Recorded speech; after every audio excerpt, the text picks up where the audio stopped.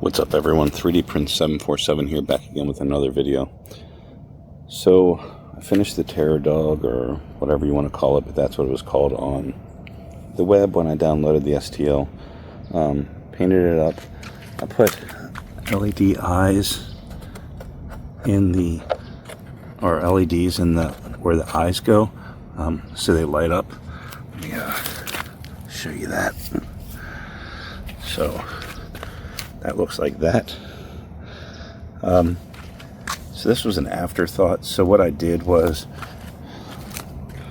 drilled a bigger hole back here behind the head, ran a wire underneath Slimer, and then I bought a battery pack, 2 battery packs, 12 volt each, off of Amazon, and put them on the back of Slimer with a Velcro pad.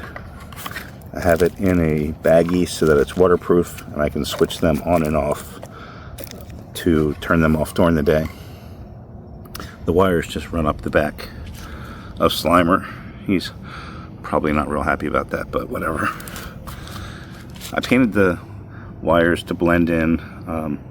I used my 3D pen to cover up that hole to make it waterproof. And then painted over it. I didn't care about smoothing it down because you're not going to see it from the street. But I'm really happy with how this turned out. Again, it's 55 pieces. It took me about a week to print, maybe a week and a half. And then putting it together and painting it. I ran out of time to get all the seams bondoed, but I'll do that next season. The hurricane kind of got in the way.